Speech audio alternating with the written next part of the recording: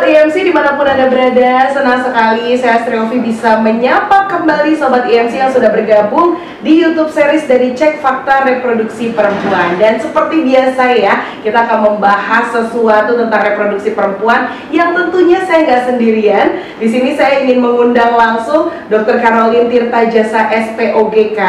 Beliau adalah dokter spesialis kebidanan dan kandungan konsultan dengan subspesialis fertility dan juga hormon reproduksi. Dan Dr. Caroline ini juga merupakan ahli bedah laparoskopi dari Rumah Sakit IMC Pulau Mas. Hai dokter, senang sekali berjumpa lagi hari ini. Dan juga ini pembahasannya luar biasa adalah laparoskopi sebagai solusi infertilitas. Iya. Begitu ya. Baik, mungkin sebelum kita masuk ke yang khusus untuk infertilitas, ini takutnya ada warga-warga awam seperti aku baru gabung nih di episode kali ini, belum pernah dengar laparoskopi sebelumnya dok. Oke. Mungkin boleh dijelaskan sedikit. Jadi ada dua item, laparoskopi dan infertilitas. Yang kebetulan dua-duanya ini adalah bidang keahlian saya. Saya ulas definisinya singkat ya. Kalau laparoskopi ini bedah minimal invasif. Ya, operasi lubang kecil setengah sampai 1 cm aja. Ya, jauh lebih superior dari operasi yang biasa karena dia jauh lebih tidak sakit, sembuh lebih cepat, dan hasil operasinya juga lebih cermat dan lebih rapi tentunya. Kemudian definisi infertilitas sendiri adalah tidak hamil atau sulit hamil ya setelah menikah selama 1 tahun dan berhubungan teratur tanpa alat KB. Itu definisi masing-masing.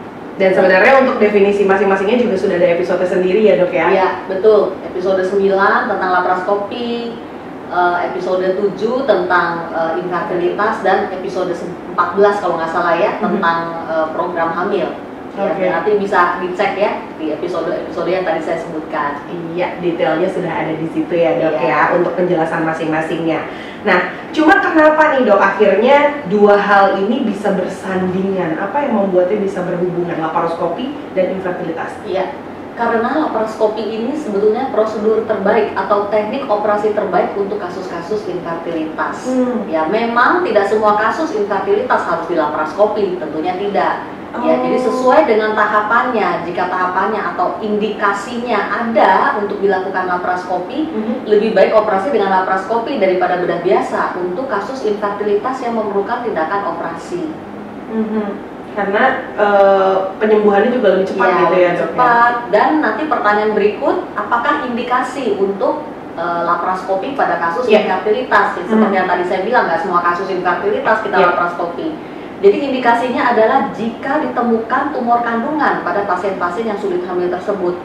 Ya, tumor kandungan itu macam-macam, bisa berupa miom, kista, polip, atau adenomyosis misalnya. Ya, keempat-empatnya ini mengganggu fertilitas, terutama jika ukurannya besar atau sudah melakukan pendesakan ke dinding dalam rahim.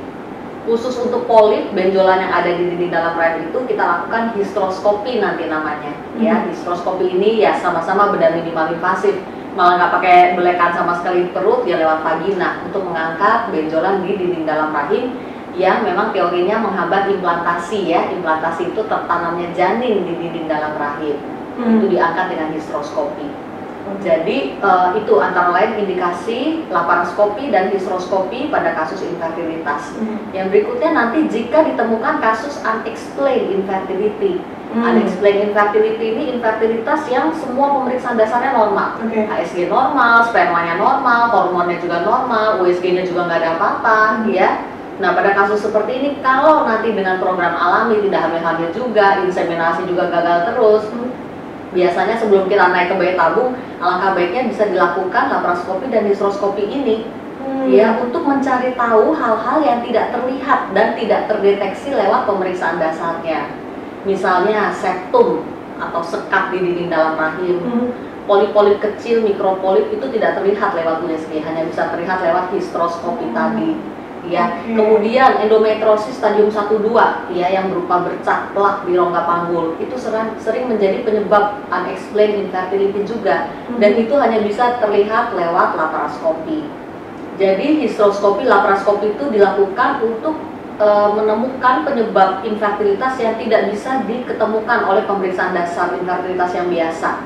Ya, kita repair, diperbaiki saat histeroskopi, laparoskopi supaya program hamil yang akan dijalani setelahnya itu lebih baik angka keberhasilannya. Oke, jadi kaitannya adalah kalau misalnya mungkin nih Sobat IMC sedang usaha untuk memiliki momongan gitu ya, sudah melewati beberapa step yang tadi sudah disebutkan dan masih belum berhasil, laparoskopi bisa menjadi solusinya gitu ya dok ya. Yang menentukan untuk bedahnya harus laparoskopi dengan yang tidak itu dari pihak dokter atau dari pihak dokter. Jadi dokter ahli, ya seorang konsultan fertility dan ahli bedah laparoskopi juga, ya dia akan menentukan ini operasinya baiknya dengan teknik apa dan apakah sudah ada indikasi ke arah sana. Kalau memang indikasinya ada ya kita lakukan. Oke, baik. Nah, kalau misalnya untuk bedah laparoskopi sendiri, setahu saya ya dok, itu kan bisa dilakukan oleh SPOG yang biasa gitu ya. Nah, perbedaannya apa sih dengan melakukan bedah laparoskopi dengan dokter yang sudah konsultan infertilitas gitu dok, seperti dokter? Baik. Jadi beberapa dokter SPOG biasa yang bukan konsultan fertility juga bisa melakukan laparoskopi. Misalnya punya miom nih pasiennya, ya, oke angkat miomnya saja titik itu bisa. Jadi kalau laparoskopi dengan seorang SPOG biasa, misalnya kalau kasus miom ya angkat miom saja titik beres. Tapi kalau dengan konsultan fertility, misalnya saya ya melakukan laparoskopi untuk kasus infertilitas dengan miom misalnya. Selain angkat miom, saya juga mengevaluasi hal-hal yang berhubungan dengan fertilitasnya secara menyeluruh, jadi lebih holistik ya.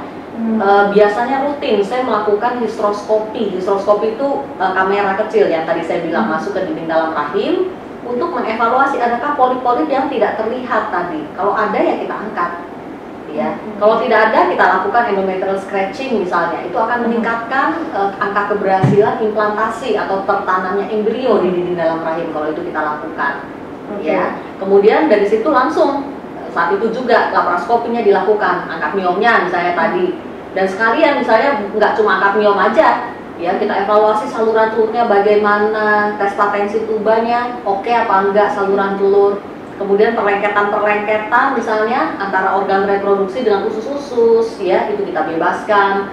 Kemudian juga biasanya saya cari tuh adakah bercak endometriosis stadium 1-2, karena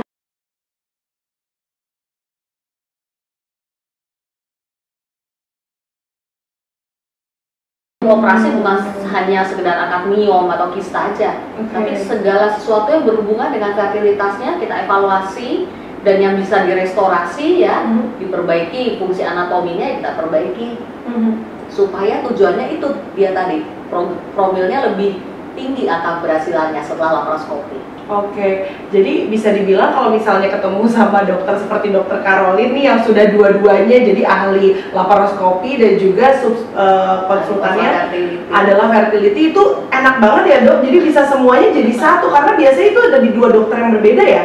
Iya. Oke, nah untuk tingkat keberhasilan atau mungkin dokter pernah menemukan case itu berapa banyak sih dok yang membutuhkan laparoskopi sebelum nantinya mungkin ke bayi tabung? Jadi pasien-pasien infertilitas ya, kalau datang ke tempat saya untuk pemeriksaan awal kan lewat USG transvaginal dulu tuh, pemeriksaan yang awal banget ya. Nah dari USG itu kan kita bisa lihat dia ada polip, miom, atau kista, atau adenomiosis, itu bisa terlihat. Ataukah ada perlengketan, kalau ada perlengketan kita bisa curiga ke arah endometriosis stadium 1-2 ya. Atau ada keluhan dari perut hebat disertai perlengketan saat USG, nah itu alangkah baiknya kita lakukan laparoskopi juga setelah pemeriksaan dasarnya dulu memang dilakukan. Dan persentase keberhasilan tergantung dari usia yang utama. Jadi ada beberapa faktor yang menentukan keberhasilan promil ya. Yang pertama itu usia, deadline fertility itu umur 35 tahun sekali lagi. Kalau bisa ya sebelum 35 udah beres ya urusan hamil dan melahirkan. Kemudian yang kedua nanti penyakit-penyakit penyerta. Penyakit penyerta yaitu misalnya tumor kandungan tadi, keberadaan polip, miom, kista ya tentunya mempengaruhi, karena itu tumor kandungan dihilangkan dulu. Ibarat rumah diberesin dulu, dirapin dulu sebelum tamu agungnya si embrio itu datang gitu ya. Kemudian juga penyakit-penyakit lain seperti endometriosis, PCO itu juga mempengaruhi angka keberhasilan fertility. Kondisi saluran telur, ya, apakah ovulasi terjadi atau tidak, dan jangan lupa kualitas sperma juga menentukan, ya, hasil sperma analisa juga harus dievaluasi nanti. Semua faktor itu yang akan menentukan keberhasilan program hamil. Nah, jadi calon ayah, ayo ya, biasanya suka, aduh udah istri saya aja nih pasti yang ada masalah istrinya, belum tentu ya. Jadi sama-sama kalau misalnya mau tujuannya memiliki momongan, memang harus suami istri yang berdampingan ya, datang ke ahli infertilitas seperti itu ya. Baik, kalau satu lagi ya dok, pertanyaan dari saya mungkin jangka waktu dari setelah laparoskopi untuk ke program hamilnya itu butuh berapa lama dok? Nah, masing-masing kasus beda. Kalau saat laparoskopi ditemukan endometriosis yang parah yang membutuhkan penekanan hormon, itu biasanya kita kasih range 3 bulan. Ya, penekanan hormon 3 bulan, setelah itu golden period itu 6 bulan harus hamil setelah penekanan hormonnya selesai. Ya, kalau untuk kasus endometriosis, karena endometriosis ini angka kekambuhannya sangat tinggi. Ya, begitu mensnya datang lagi, prosesnya juga udah bisa balik lagi tuh, karena hormon sudah aktif lagi. Ya, tapi kalau yang tidak ada endometriosis yang parah, ya, atau miom yang besar yang memerlukan penyembuhan 3 bulan juga, itu bisa langsung. Jadi bulan ini selesai laparoskopi, histeroskopi, bulan depannya kita sudah lanjut promil lagi. Oke. Mungkin pertanyaan tambahan lagi dok sebelum pertanyaan nanti kesimpulan terakhir. Mungkin boleh dijelaskan juga ya dok, ketika seseorang melakukan laparoskopi itu ada titik maksimalnya nggak sih, berapa kali maksimalnya melakukan laparoskopi? Karena kan tadi dokter bilang untuk endometriosis itu bisa berulang. Iya, betul. Tidak ada batasan maksimalnya sebetulnya ya, selama operasinya dilakukan dokter ahli dan aman tentunya. Ya, di tangan dokter ahli, efek samping atau resiko komplikasi operasi itu bisa ditekan kurang dari 1%. Ya, jadi tidak ada batasan berapa kali, tapi jarang-jarang pasien yang mau operasi berkali-kali. Dokter pun biasanya kalau melakukan operasi atas indikasi tertentu, nggak main sembarang operasi gitu. Yang benar-benar udah urgent banget memang harus dilakukan gitu ya dok ya. Betul, karena itu promil ya segera dikejar sudah operasi. Sebelum penyakit datang lagi, ya promilnya kalau bisa udah hamil duluan gitu. Makanya daripada bolak-balik ke 2 dokter yang berbeda, enakan kalau ketemu satu dokter yang langsung ya, yang sudah bedah laparoskopi sekaligus juga masalah infertilitasnya jadi selesai gitu ya. Lebih menyeluruh ya, lebih holistik. Baik, jadi berkesinambungan soalnya dok ya ternyata keduanya. Oke, baik, ini perbincangannya luar biasa menarik sekali. Mungkin untuk menutup nih dok, ada yang mau disampaikan untuk sobat IMC yang masih berusaha untuk memiliki momongan yang masih promil, terus juga berkaitan dengan bedah laparoskopi? Oke, jadi bagi pasangan yang sulit hamil, ya, yang promilnya gagal terus, ya, sudah berkali-kali promil alami atau inseminasi juga berkali-kali gagal, ya, atau Anda termasuk kasus unexplained infertility, ya, itu merupakan indikasi untuk dilakukan laparoskopi, histeroskopi sebelum beranjak ke promil yang berikut, bayi tabung misalnya. Dan harus diingat, promil itu move on, ya. Jadi kita nggak nguplek di satu promil yang sama gitu. Misalnya alami sampai 5 tahun gitu, toto umur udah lewat dari 35, alami terus dulu gitu. Itu nggak banget. Ya, deadline fertility, usia itu jadi faktor penentu juga, itu yang sangat penting untuk keberhasilan promil. Karena itu jangan terlena, ingat promil move on, dan lakukan dengan dokter ahli supaya promilnya juga lebih fokus dan terarah. Iya. Karena sekarang kemajuan teknologi juga sudah mendukung sekali ya untuk teman-teman yang masih berjuang nih ya, jangan patah semangat. Kalau mungkin masih mau bertanya-tanya, boleh lo mampir ke Rumah Sakit IMC Pulau Mas untuk ketemu langsung sama Dokter Caroline ya. Baik, dan kalau misalnya mungkin masih ada pertanyaan atau ada yang kurang jelas, mau tahu lebih lanjut lagi tentang pembahasannya, bisa melihat langsung ke akun Instagram ataupun sosial media yang Dokter Caroline punya, karena beliau ini lumayan sering sekali ya sharing soal reproduksi perempuan ya, dan juga tentang fertility di akun Instagram ataupun sosial media yang dia miliki. Oke, kalau begitu terima kasih banyak Sobat IMC sudah bergabung, dan kita ketemu lagi di episode berikutnya. Bye-bye!